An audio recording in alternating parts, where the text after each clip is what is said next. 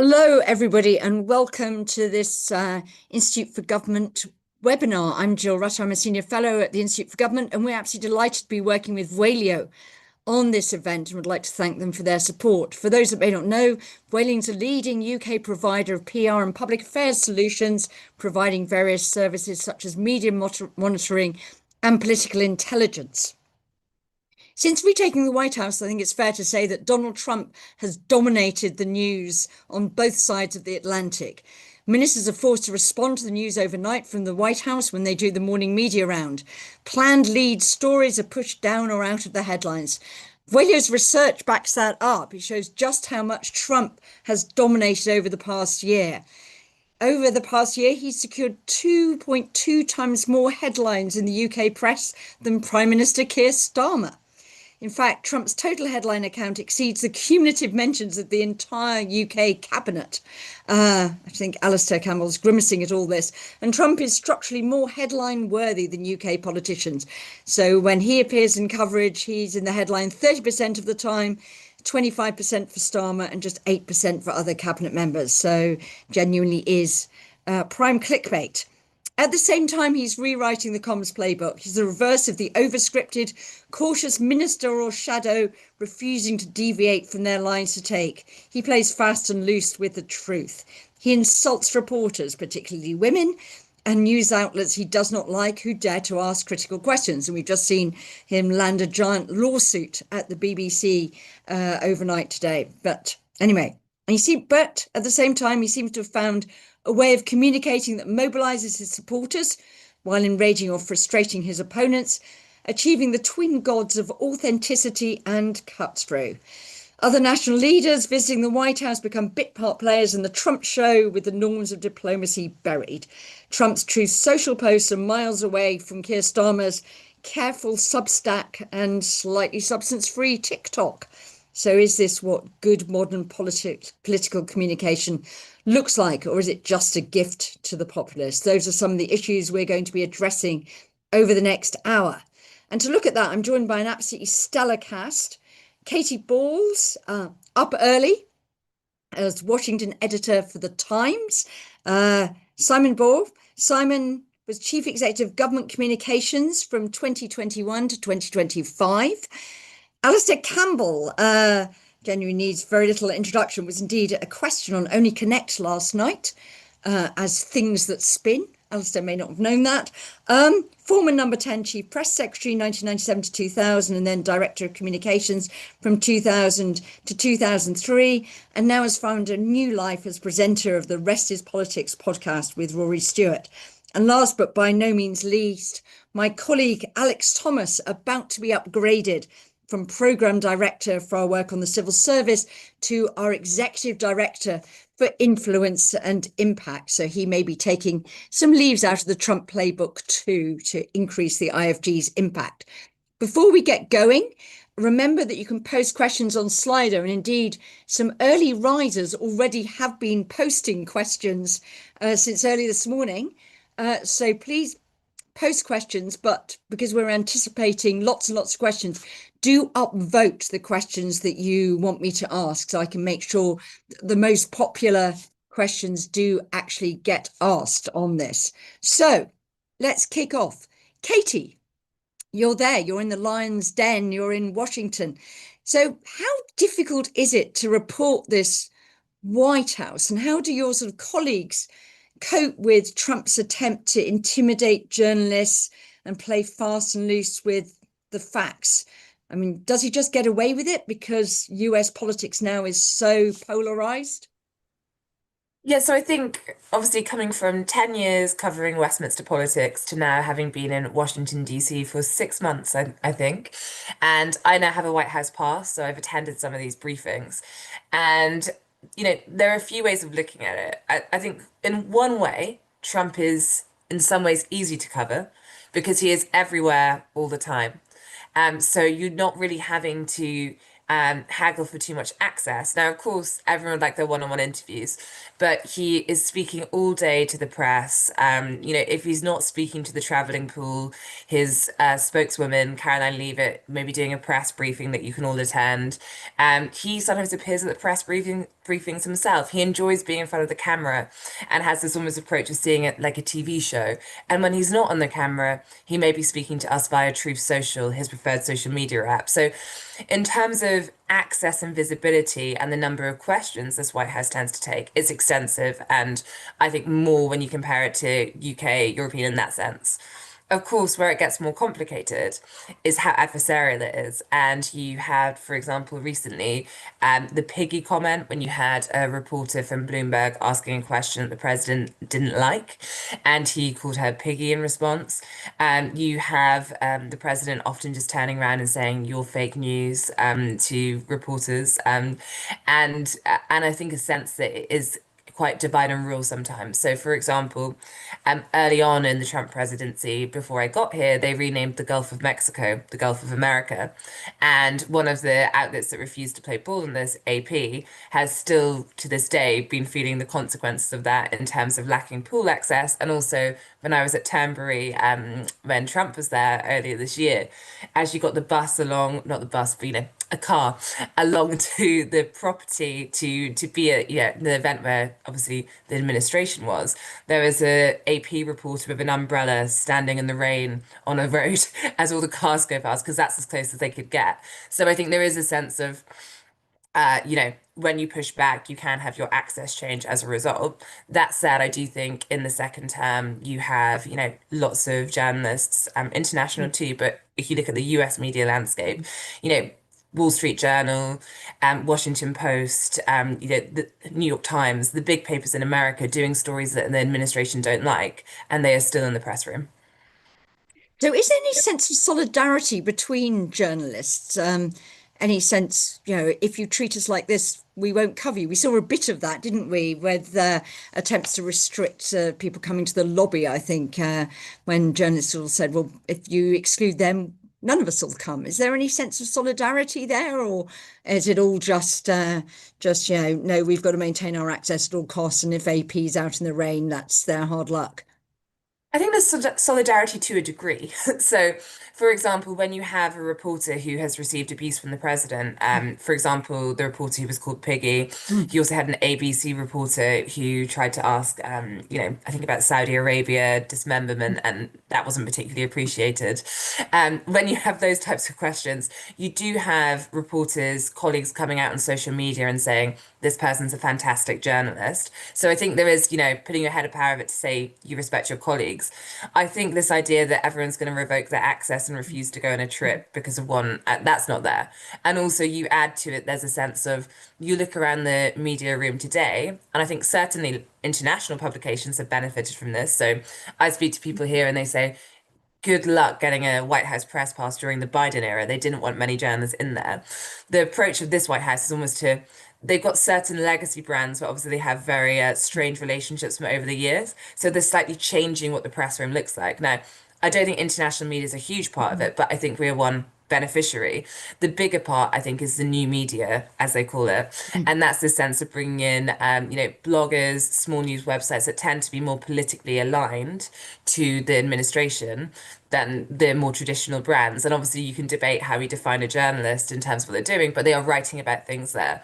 And I would just say briefly, we're talking about the White House, but look to what's been happening in the Pentagon over the past month. mm, You have a situation where, all the journalists who had Pentagon passes were asked to sign various things about reporting.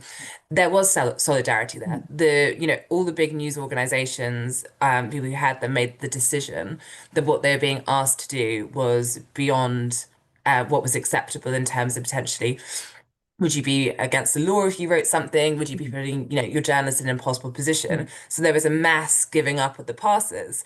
And in a way, I think this is almost what certain figures in the Pentagon wanted, because instead they now have a new press corps, the Pentagon, which is really largely made up, I think, nearly entirely of new media figures, such as, for example, Laura Loomer, who, spreads fear across Washington, Mm, D.C.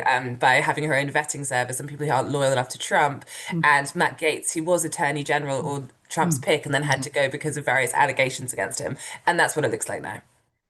So, Alistair, I want to ask you what you think of Trump as a communicator.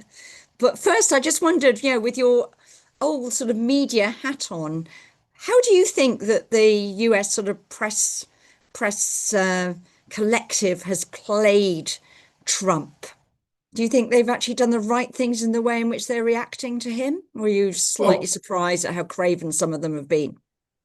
I think I have been surprised. I think Katie's right to point to what happened to the Pentagon. I think that was interesting. But as she also said, you probably have Pete Hegseth as they're doing all this stuff down in the Caribbean at the moment, thinking, well, it's better for us, for me, the head of the Pentagon, to have these sort of, influencers and YouTubers and so forth covering it rather than people who know about defense and foreign policy. So I think I don't underestimate the difficulties. I think that the mess that we're in with Trump flows from two things. The first is he is an utterly abnormal president being covered as though he were a normal president. And the second is that I think he models himself to some extent on Putin in the way that he exploits everything to his political advantage at any one time. So I have a very good friend in Venezuela, was in Venezuela, now in Washington, Moises Naim, who talks a lot about three Ps: populism, polarization, post-truth. They are in Trump. Whether he thinks of it in those terms or not, I don't know, but that is how he operates all the time. He's populist, he's a polarizer, and he has no regard for the truth. And that makes it very, very difficult. I think, and the point about normality versus abnormality is a fantastic example of it this morning. As you say, Donald Trump often dominates the headlines on both sides of the Atlantic. The lead story on the BBC this morning was about Donald Trump and the BBC. And it was covered with the usual sort of very careful BBC reporting of anything to do with itself. And then the third or fourth story was Donald Trump has said that we're closer to peace in Ukraine than we've been ever since the last time that he said it, kind of thing. In other words, covered as though he is a normal politician, without any of the caveats that I think should surround him all the time. And this point about, I was talking to somebody at the BBC recently, I said, please can you stop saying breaking news, Trump speaks to reporters? Because as Katy says, he speaks to reporters more than he speaks to anybody else on the planet, certainly more than he speaks to his wife, I imagine. And so he's got this ability, and you say, what's he like as a communicator? His genius as a communicator is to make the weather all the time. He does it all the time. Anything that bad happens, he throws out something else and the media go and follow that. And it is a kind of instinctive genius that he has, but I think it only works because not just the media, but other institutions that we look to, expect to uphold standards in public life, they're just not functioning. And that, again, is because he has created this totally new landscape, which I think is transforming all of our lives in terms of how we try to make sense of what's happening politically. So, Alistair, I think there's an interesting question about what our politicians can learn from him, which I want to get onto. But first, if you fill the vacancy as director of news at the BBC, Deborah Turness's old job, what would you be saying to the BBC board about how they should cover Trump? I mean, should they actually say, just because he says something, that's not news. That's actually genuinely not news. Just push him down. Let Keir Starmer and his guys have a bit of a day in the sun with some news, or Kemi Badenoch, or things that are more relevant rather than following his every truth social post. Yes, I would say that.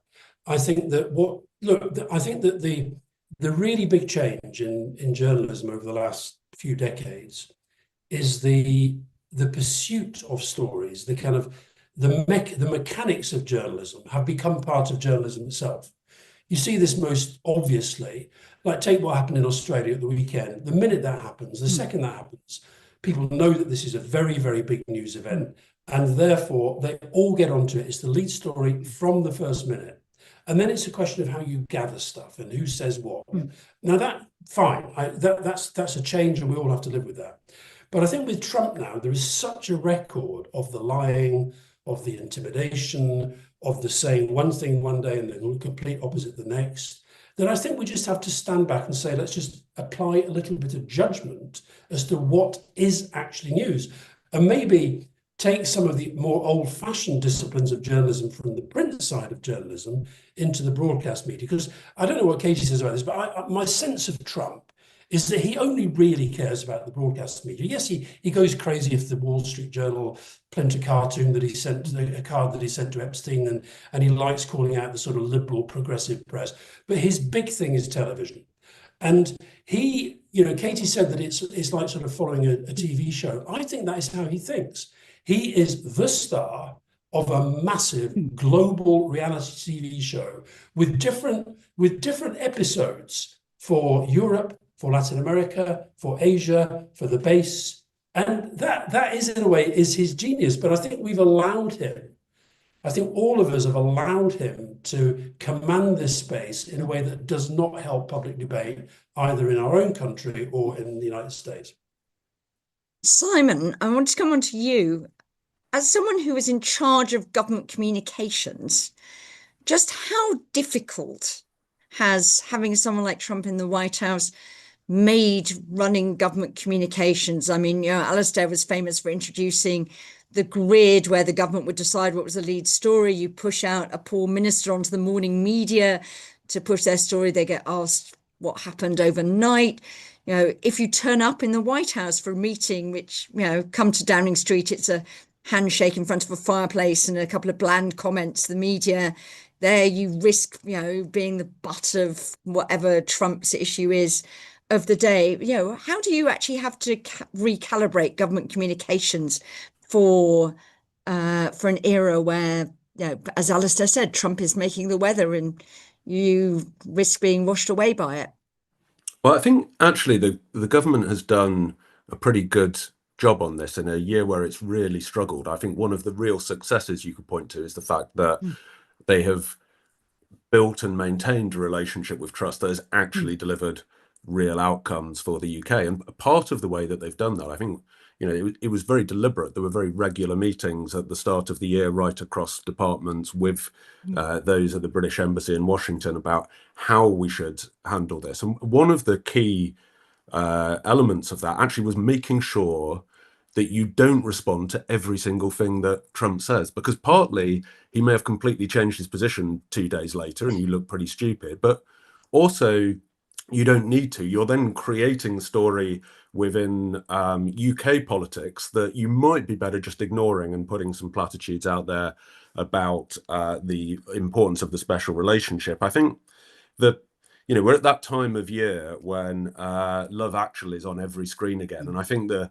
British people and some politicians have a kind of fantasy about what is, I think, a terrible film, but by far the worst bit is the bit where Hugh Grant kind of takes on Billy Bob Thornton as the US president and says that we should stand up to bullies and friendship isn't really a friendship. But the reality of that is that is a fantasy, and the consequences of dealing with a president who is famously thin-skinned and in any way embarrassing him would be, I think, really very significant. So I think the public actually in the focus groups that I saw really understood that they often sort of said, oh, this is what I'd really like the Prime Minister to say to Trump, but actually the fact that he isn't doing shows he's a better politician than I am, because the consequences would be we'd need to find not 2.5–3% of GDP for defense, but 5–6% with the rest of Europe, and then we would be suffering probably from higher tariffs than we otherwise would be. So I think sometimes it's about ignoring some things, and frankly I think it is about pandering in a way that feels slightly embarrassing but obviously works, with things like the letters from the King and the invitations to Windsor Castle. You need to use every strength that you've had, and people have worked out that is the way to deal with him and actually get real outcomes. I think that the challenging thing is that nobody in the administration knows what he's going to do the next day. So it's not as though you can even have a network of really strong contacts to get a head start as a key ally on what is going to happen, because it is based on what he's seen on the news that morning and the conversations he's had with people that morning, rather than a kind of well worked out media grid. So, Simon, we've got a question here I'll put to you from Stefan Stern. It's our lead question on Slido. Thanks for everybody who's posting questions on Slido, which is, you say you don't react to everything because it might change or whatever. But do you have a sort of, did you, when you were in government, have a sort of metric of this is egregious, we don't need to react to this, we'll just keep our heads down, or actually we really do need to say something? How did you judge when something required an intervention, or did you always try and go back channels first? We saw that, I think, after that disastrous Zelensky meeting, wasn't it, with Macron immediately taking to social media to denounce Trump, and Starmer being criticised for saying not very much, and then actually seeming to come through, courtesy of Jonathan Powell and his back channels into the thing. So, is Yeah. it clear? Are there times when you think, oh God, we've got that a bit wrong, we shouldn't have let him get away with that? I think that there is a very yeah, a much stronger sense of you are always better using back channels unless there is a reason that you really can't with Trump. I can think of very few instances where it would be in UK citizens' interests for the UK Prime Minister to publicly criticize Donald Trump or for ministers to do so, partly because the UK does have very strong back channels. I think James Roscoe, Peter Manson for him done an excellent job at the British Embassy in Washington in building those, but also there are strong institutional ones around intelligence. And there are also strong capabilities that the UK has, whether it be on the intelligence side or as a bridge to European leaders to support the US president. And so I think you can make those points privately in a way that is always going to work better than criticizing Trump publicly. And Trump is also someone, I think, who, he does have a bit of a tendency to move quite quickly. So you can be fairly optimistic and confident on the potential upside of engaging through those back channels. And we get, I think, enough of face-to-face time with Trump as well, and those who are immediately around him, to make it think that that's going to be worthwhile in a way that perhaps other leaders wouldn't.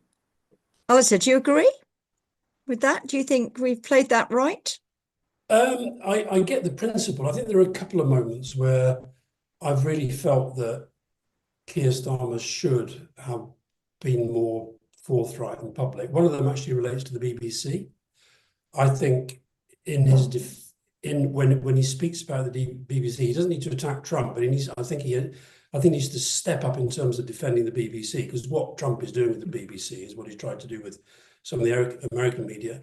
And the other time I thought was, and I know he did it a little bit when they were in Scotland together, but I think these relentless attacks on Sadiq Khan and on London, I've been amazed when I've been speaking to speaking to some Americans the other day, who they are buying this message that London is this kind of hellhole. I was doing an event recently with that guy Curtis Yarvin, who was over in Hampstead, and I couldn't believe he was walking around with security. I said, what the hell's wrong with you?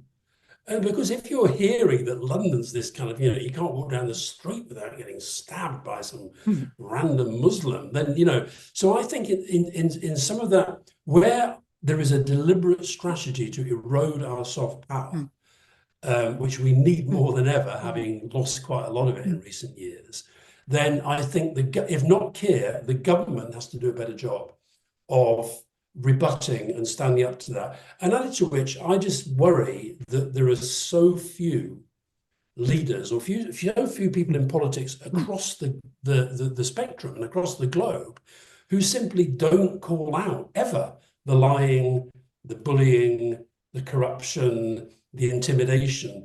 Even I get why Keir Starmer shouldn't do that and wouldn't do that.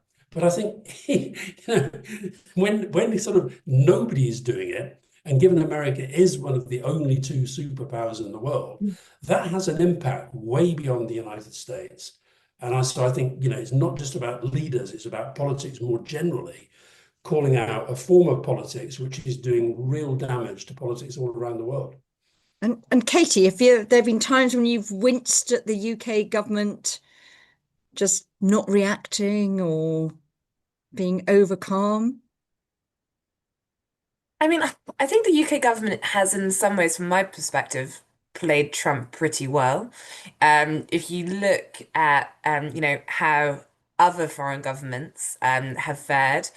So, every time there is a visit to the Oval Office, you slightly wonder, do I need to clear my afternoon for all the things that could stem from this? You mentioned Zelensky. Obviously, he's had better meetings, but the one earlier this year. But also, you had the South African leader come in, and it was really an ambush, whereby they played all these videos. Later it was put to them that some of the videos of apparently these things happening in South Africa weren't from South Africa, but it was already done, and also they weren't listening. So I think that it's, I think you speak to figures from the Boris Johnson administration, from the Theresa May government. Clearly been in America too long, I'm using the word administration. But you speak to them and they will say, for even when Trump says he likes you, it's effectively a damage limitation exercise when it comes to dealing with this White House. And therefore, you are trying to, a character who's very volatile, often changes their mind just based on the last person they picked up the phone to or bumped into. And it's about trying to have the relationships, the ability to get on the phone to the president and his team, and then influence things in that way. And therefore, I think that it's been a fairly smart game from Keir Starmer and his team. And people in DC will say, people are confused that Keir Starmer and Donald Trump seem to genuinely have some warmth towards one another.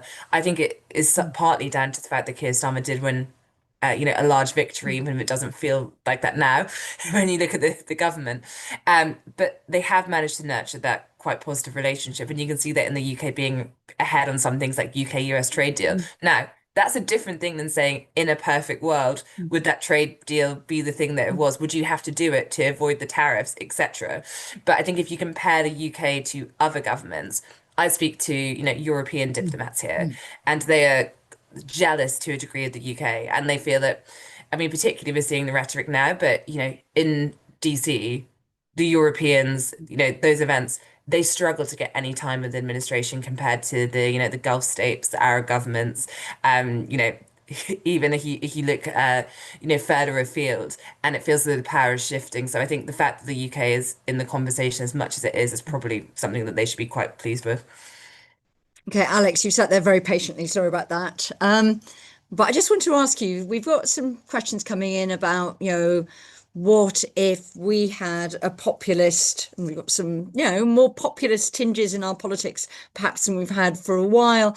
If we had that, would they be able to adopt the Trump playbook for communications? Or do we actually think that with a combination of the BBC, the civil service, codes for press officers and things like that, we have sufficient guardrails against somebody who wanted to basically take some leaves out of the Trump communications playbook? Yeah, I think insufficient guardrails, but the context is different. But before getting onto that, just a couple of contextual points listening to the conversation, which is so interesting.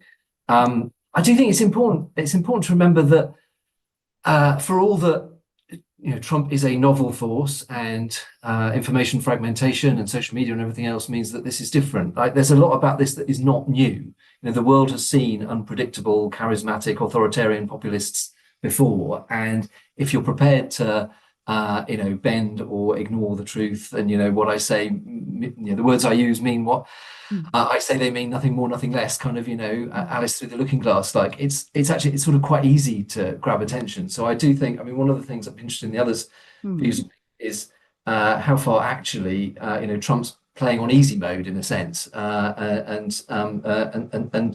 the other bit of context is, again, I don't know, but Trump might already be failing. He didn't have a good off-year gubernatorial elections. There were lots of sort of clouds gathering around him, not just Epstein and inflation, but other things. So I think in thinking about the communications and thinking about it in the British context, I think there's something about this is not necessarily going to work for Trump or work for the US. But on the point about the UK, I think there is a set of IFG type things that we do sort of all right on at the moment, but could do with strengthening. And this is probably, speaking against the IFG a bit, this is probably the least important bit of the kind of Trump protection, if you like, or populist protection. There's strengthening the civil service code, strengthening the ministerial code, the law officers and kind of the government abiding by the rule of law. We saw under Boris Johnson that it's quite easy to subvert those norms, but they do exist. And there's a set of things you could do to strengthen them, I think, that we should be thinking about. Ministerial code on a stronger basis, strengthening whistleblowing protection and legislation. I think public interest disclosure around civil servants and public servants is very fuzzy and confused at the moment. So there's a set of sort of procedural process things, I think, that we are vulnerable to in the UK to a populist, and that we should be thinking seriously about strengthening at the moment. But as I say, I think those are almost the kind of least important set of questions. Much more important to what Alistair was saying earlier, I think, are our institutions. And so there's a whole set of institutional questions, and are we resilient enough to, obviously institutions should respond to a democratically elected government, but also be grounded in fact and truth and good advice and so on. So the Office for National Statistics and the data it produces is and making sure that's sufficiently independent and underpinned with statute. Other arm's length bodies which operate to greater or less degrees of independence. I think we should think quite carefully about that. But then the final point, and I think this is this is outside institutions and structures. How has populist Trump been able to operate in the way he's operated and kind of subverted communication norms in the way he has? It's because he's got the Republican Party, or certainly has up to this point, had the Republican Party entirely in his pocket. So the question is, how would parliamentarians and MPs hold the government to account and either facilitate or resist a subversion of the kind of norms of communication that we've seen. So in the end, as with so many of these things, it comes back to Parliament and politics. And I think one of the strengths I would hope of a parliamentary democracy is it's harder to get a whole political party of sycophants in your pocket in the way that Trump has done. I think that's a very interesting question for debate there, actually. But Alistair, you wanted to come in, and then Simon. Alistair. Yeah, I mean, Alex partly answered the point after I raised my hand, because I actually think we could make the case that it's already happened in Britain. I think it already happened in Britain around Brexit and Boris Johnson. I think that a lot of the guardrails, so-called, simply they were there in theory only. And if you think about it, yes, Johnson was sort of, eventually was brought down, but he wasn't brought down because of his. He was ultimately brought down because enough Tory MPs thought this guy is going to lose us the next election if we're not careful. He wasn't brought down for the lies or the nonsense and all the rest of it. And I just think that, Trump has already got away with so much that would have brought down any of his predecessors. I think we're kidding ourselves with that Brexit and Johnson experience, and trust to some extent, if we think that our politics is strong enough to withstand a lot of these pressures. And interestingly, we've just recorded the podcast this morning. We've talked mainly about Russia, and I see that this morning or this afternoon, the government is finally announcing some sort of inquiry into Russian interference in our democracy. And, I think we've been asleep at the wheel on this stuff. So I go back to the point I made at the start, Joe. I think that we're living in an utterly abnormal political era. I think Nigel Farage is a symbol of it. I think the fact that we spend so much of our time talking about somebody like Tommy Robinson, Stephen Yaxley Leonard is a symbol of it. We're not living in normal political times, but most of the media and political establishment, we talk and act as though we are. I wouldn't be confident that a sort of a Trumpian kind of experience were to happen in Britain, because as far as I'm concerned, it already has, and it was a disaster for the country, and nobody really wants to talk about it.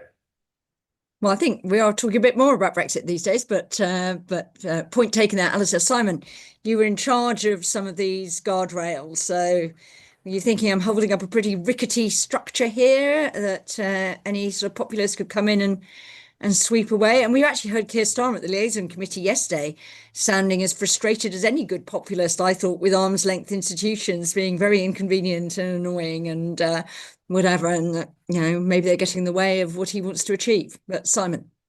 Yeah, I think, so there's two things here. First of all, I agree with Alistair that it's already happening. I would focus it in a slightly different way. I think Nigel Farage is already using Donald Trump's playbook in opposition. So I don't see any reason why he wouldn't also seek to use it if he was able to form a government. And if you think back to 2015 when Trump sort of first launched his first presidential bid. What he didn't do was what a traditional politician would do, which was ask people to trust him. Instead, he said the system was broken. He said all politics is corrupt. The elite is against ordinary Americans, out to feather its own nest, and only an outsider like me can fix it. And then people have sort of said, well, as various things happened and he was caught in a lie or caught doing something that would have finished a normal politician, people said, oh, he's Teflon, these attacks kind of slip off him. But actually it's worse than that. He's not Teflon. The attacks on him from elite institutions, as he describes them, cause his base to feel more confident that he's an outsider. So the more that the Republican establishment or the New York Times or the other attacked him, he was able to use those attacks to say, well, look, if you dislike elites in the United States, then the thing that they would hate most is me being elected president, because they see that I can change things. And so with Trump, the conflict itself is the communication, and what matters less is factual accuracy and policy ideas than real clarity of whose side is he on and who is he against. And I think that's the same playbook that Nigel Farage is using now, of saying, look, the system is broken. I'm a no risk option because how can it get any worse? And I'm an outsider. And if you dislike the people in Westminster and the people in the corporate world, then, vote for me, because that's what they would hate more than anything. I think then there's the question of, if he was in government, or you had someone else who sought to be that kind of populist leader and follow the Trump playbook in government, are the institutions strong enough? I'm afraid, I fear that, unlike Alex, that actually if Reform had a big parliamentary majority, I am not confident that those parliamentarians would stand up to a fundamental erosion of the way that the civil service is used to do government communication. So I think that probably, the things when I was responsible as the guardian for the civil service code in government communications, the questions I always ask myself were, is it party political, is it value for money for taxpayers, and is it polemical? And I think actually it's the third one of those that is the one that is most at risk, because that's the one I was most often asked about by SPADs and politicians of governments of different types. And that is about not using the power of the state to attack specific groups that you don't like, and not using taxpayers' money to persuade taxpayers that the government's doing a good job on their behalf. And I think both of those actually would be under threat, and the guidance that exists is just guidance. And if a prime minister backed up by parliamentarians wanted to take a different approach, and particularly if actually, as Danny Kruger has said this week, permanent secretaries that are currently in place were replaced by outside appointments that were chosen by the prime minister, I'm quite doubtful as to whether the institutions are strong enough to withstand that. Alex, then I'm going to come on to another question. Yeah, just very, very quickly on the, I have very low confidence that the parliamentary system will withstand it. I think it was just the point I was trying to make inarticulately, was that it's different. The dynamic would be different, and the pressures on, if it was Reform or any other MPs, would be different and would play out differently. But I do think the main point, just to emphasise, Simon actually said it, was that there's sometimes this sort of sense that, the civil service is a bulwark against this. The civil service can be guardians. There are guardrails. The cabinet secretary ultimately will say no, and that really, really is not true. A government that's determined, to Alistair's point about the Johnson and Brexit years, a government that's determined to do this stuff. If you're going to prorogue Parliament illegally, if you're going to threaten to break the law by not requesting an extension to no deal, the civil service ultimately, until you get to the legal backstop, the civil service has no power, which is why I think in this context there is value in underpinning more of those conventions in law, not because a government with a majority couldn't then repeal that law or change it, as long as they could get it through Parliament, but because it forces some of those debates to the surface and gives you more of a chance then to deal with them and resolve them in a way that you should in a parliamentary democracy. Katy, we've got a question here from Sam. Can I reference your answer? To which the answer is yes, Sam. This is all on the record. About saying TikTok and podcasts play a big role in US political communications. It's asking, as UK politicians engage more with creators, how might this shape future government communications and elections, and who benefits most? I just wondered, from having observed both sides of the Atlantic, what do you think? Are there big differences in the way in which the US uses these sort of new media? Is the landscape very different? Are there lessons that our politicians could take from the way in which people who are good at this do it? We had lots about people like Zoran Mamdani in his campaign for New York mayor. Was that a model for a much better, more connecting campaign? What do you make of the use of news, social media, and other fora rather than conventional media to communicate? Well, I think America's ahead of the UK in terms of how it uses it. Though I think, to pick up Alistair's point earlier, there is something slightly amusing to the fact that it's, a new media administration, but Donald Trump just likes to watch Fox News. And therefore, there are lots of reasons, the cabinet go on Fox News, the viewing figures and so forth. But obviously another factor is they hope their boss might see them on and think, oh, they've done a good job, and then that keeps them in favor. And therefore, there is a strategy when it comes to new media, when it comes to social media, when it comes to podcasts and all those things.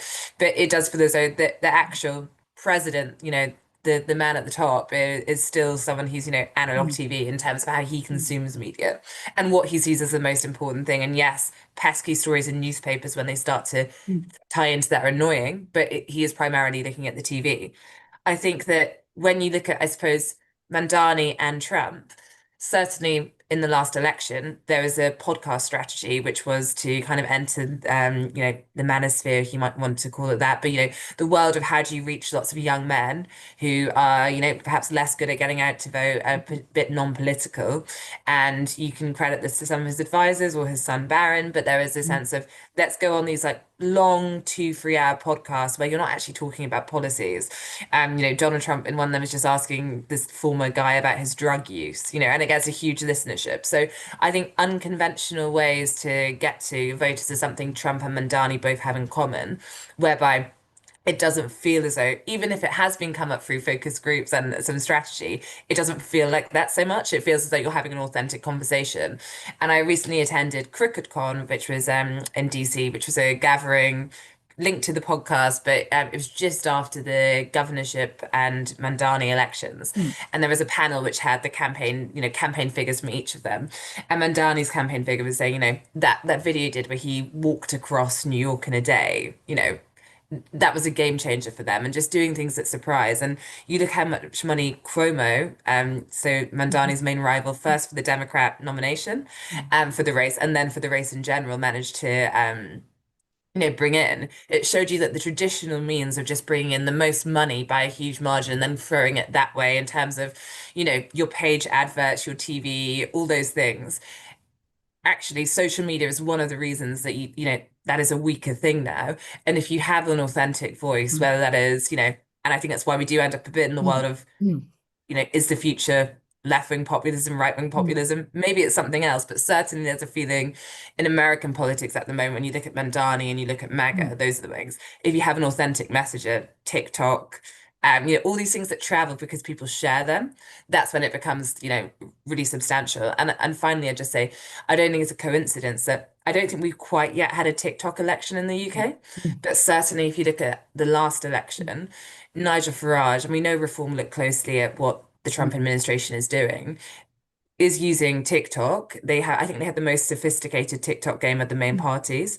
I haven't checked in the past month though, but to reach those kind of younger male voters and younger voters. So I think the parties that get ahead of that are the ones that are going to probably be able to unlock some of these votes that have been notoriously tricky to get for certain parties.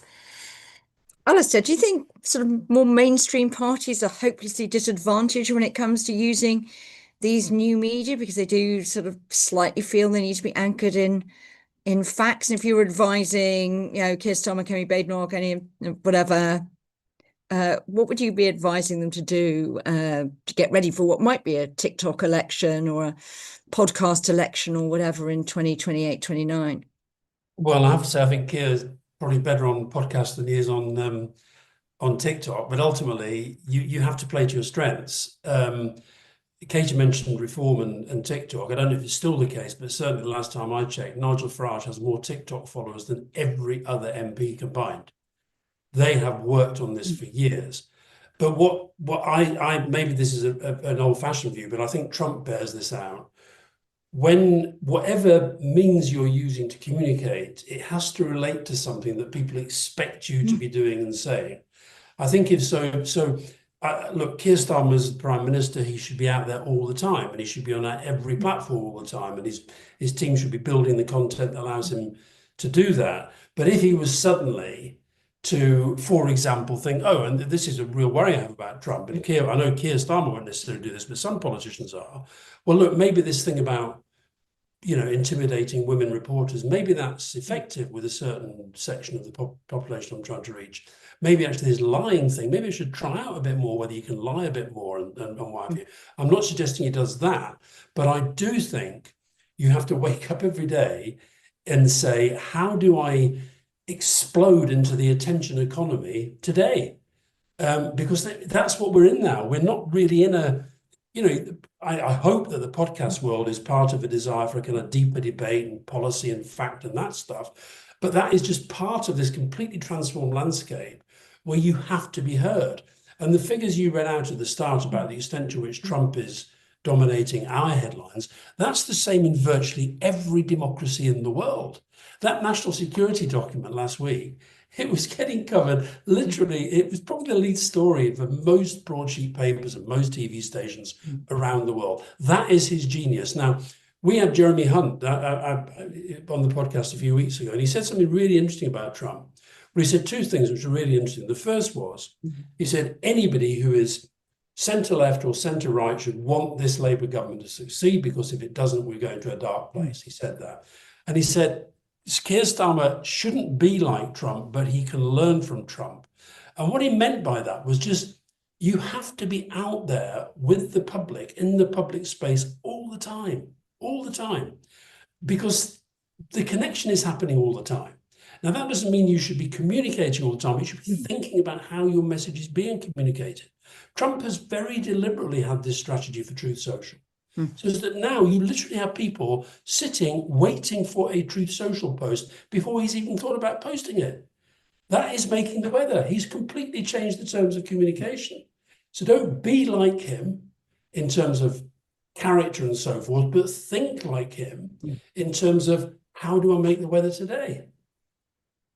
So Simon, how would that then redound into actually trying to manage government communications to get some substantive messages across? Because the government's clearly very frustrated that it thinks it's doing things that the public aren't noticing. Well, I think I agree with a lot of what Alistair has said there, but I think in sometimes when people are talking about Trump and they're talking about social media, they over-focus on the tactics and the sort of sense of sort of chaos. And what they should really be thinking of is more that this is kind of the modern day equivalent of Franklin Roosevelt's fireside chats. It's about how do you have a direct conversation with different audiences who are operating within their own fragmented bubble. And that is not anymore just by operating with the media that existed 20 years ago.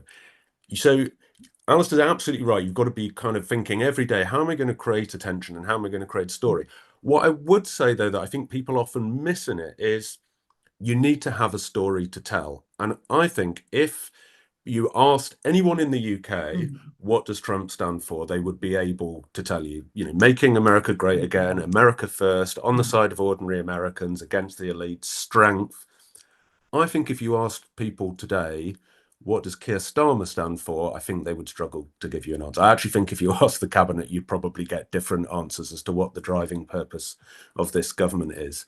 So what's really needed from the government, when people, when its MPs talk about improving its communications or needing to get its message across, it suggests there's a coherent message to communicate. And I think the real issue with the government's communications has not been a lack of ideas or even technical proficiency, but a real lack of strategic purpose. Trump does deliver a different execution each day, but it adds up to the same story. The frame changes constantly. Sometimes it's students, sometimes it's Sadiq Khan, sometimes it's woke corporations, but who he's for and who he's against doesn't change. So I think for Keir Starmer, the most important lesson is not to mimic the chaos, but to really mimic and master his strategic focus, because he could copy every Trump tactic, televising cabinet, phoning into radio shows. But if there isn't a coherent story to tell, people still won't know what he stands for. Alistair, and I wonder if you might pick up a question that we've had from Thomas, I think. But is it sort of possible to do things if we move to sort of much more social media and things like that?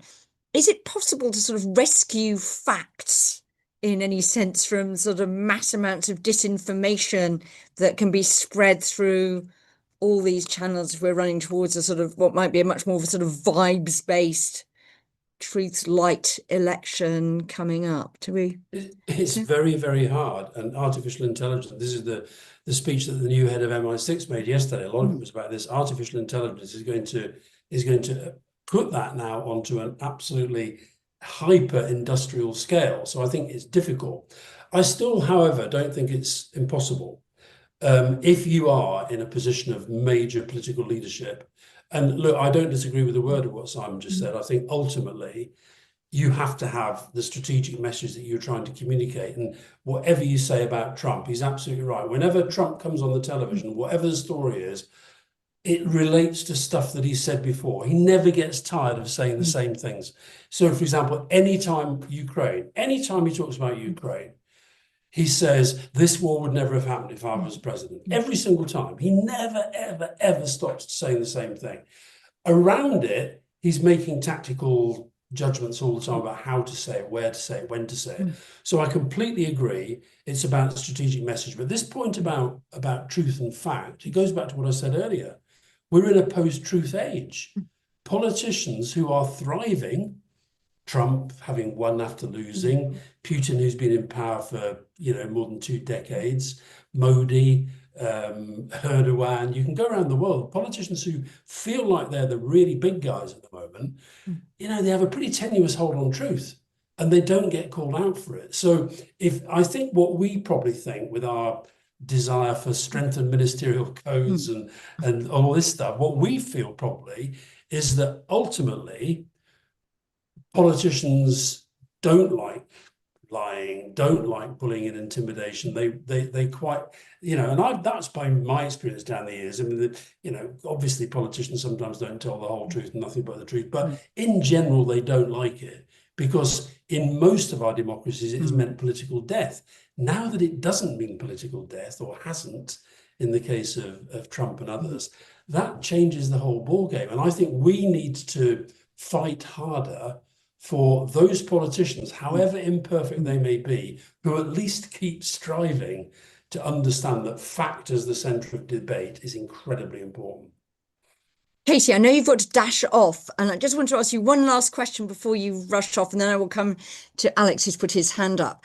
Alex mentioned earlier that, maybe people start seeing through Trump a bit. We see very low approval ratings on the economy. His affordability tour seems to be going quite badly because he doesn't seem to be able to relate at all to those sorts of concerns. Are we perhaps sort of about to see the whole thing fall apart? Because at some point will a lot of America wake up to the fact that actually Trump says one thing, but it's just not happening? Are we at peak Trump? And in a year's time, will we say, actually, we're now getting over that and have a reaction? Just your quick reaction from the States before you go off to your next meeting. So every second term president obviously has the risk of becoming a lame duck president, particularly as we know we're going to be heading to the midterms next year, talk about the successes, the Republican nomination, people look to where the power is. I think that Trump has had a bad month, right? And I think ever since those mayorals, governor, the fact that you had Democrats winning in, with very different Democratic candidates. So Mandani, then you had Svanberger, who's more on the moderate end. what was the link tying them all together? Affordability, and they all fought on cost of living. And there's a real sense of unhappiness that the current administration has not done enough there. You then also have, for example, the comments this week from Donald Trump about, a man who's just been murdered, a director talking about Trump derangement syndrome, and Republicans coming out, mourning where I am, and saying, we don't like this actually. We don't like what the president said there. We have the Epstein files that the deadline for release is this Friday.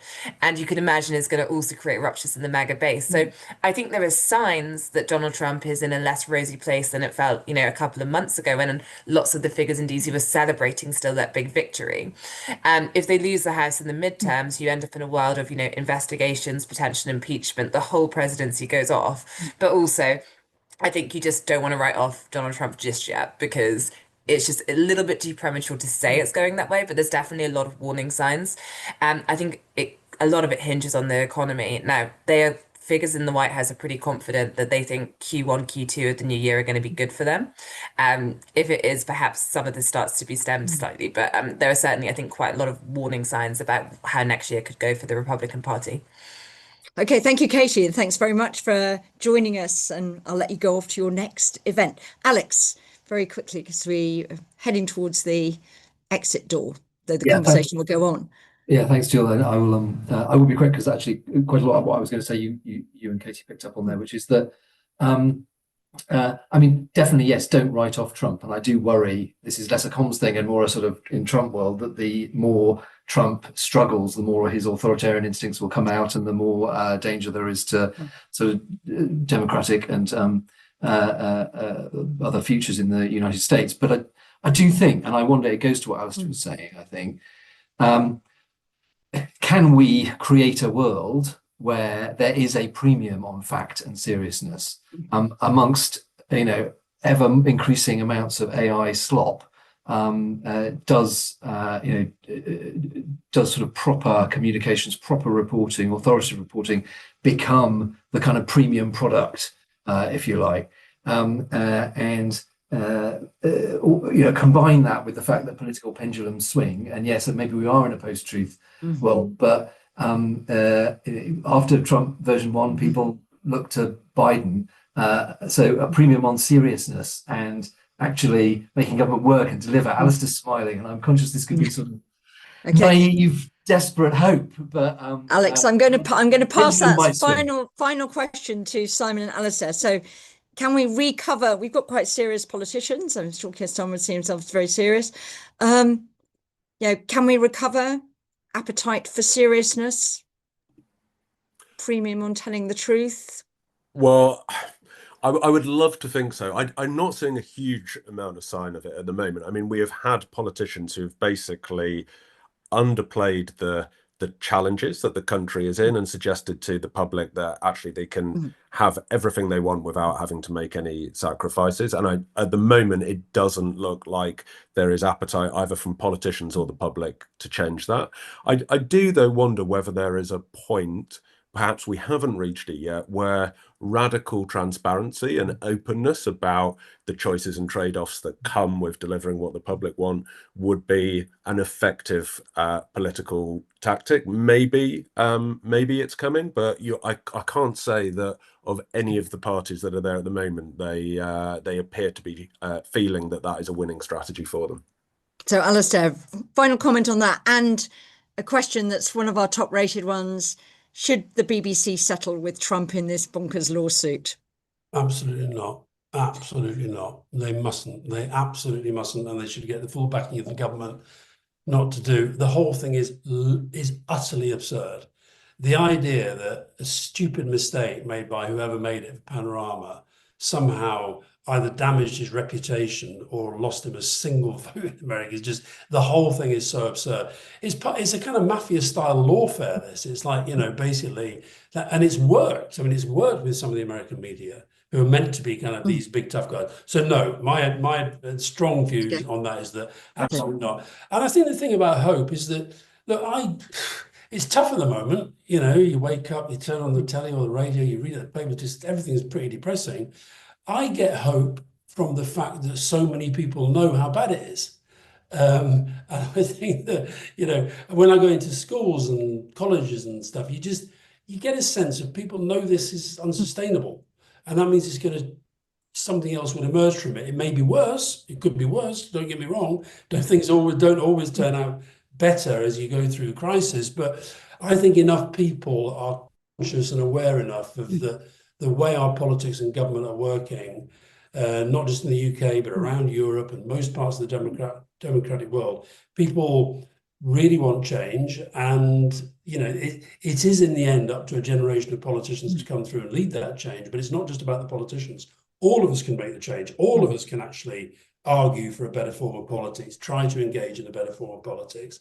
So I get hope from the fact that the opposite is despair, and you can't just go around being in a state of despair the whole time. And to be truthful, most people aren't.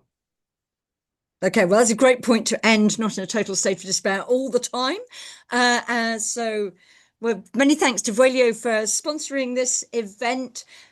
Wish all of you happy Christmas, whatever else you celebrate, happy New Year. And if you want to get your new year off to a cracking start about how we can really reset government and enter up onto this virtuous circle that Alistair has just said might be possible, do sign up to watch or listen to the IFG's all-day Government 2026, God, is it really that, conference in the new year. Speakers include Alistair's podcast rivals, Ed Balls, Sajid Javid, Louise Casey, if she's not reviewing everything under sight, Michael Gove, Aisha Hazarika, Kezia Dugdale, Gutta Harry, and Andy Burnham, who also, I think, makes TikTok videos traveling across cities or whatever. And if you want more Trump content, look out for an event we're having later in January with UK and Changing Europe to mark the first anniversary of Trump's inauguration, looking at that unfortunate three-in-a-marriage situation between the UK, the EU and the US, and how everybody is managing that. So thanks all very much for listening. Videos will be available, and thanks so much to Simon, Alistair, Katy, and of course, Alex.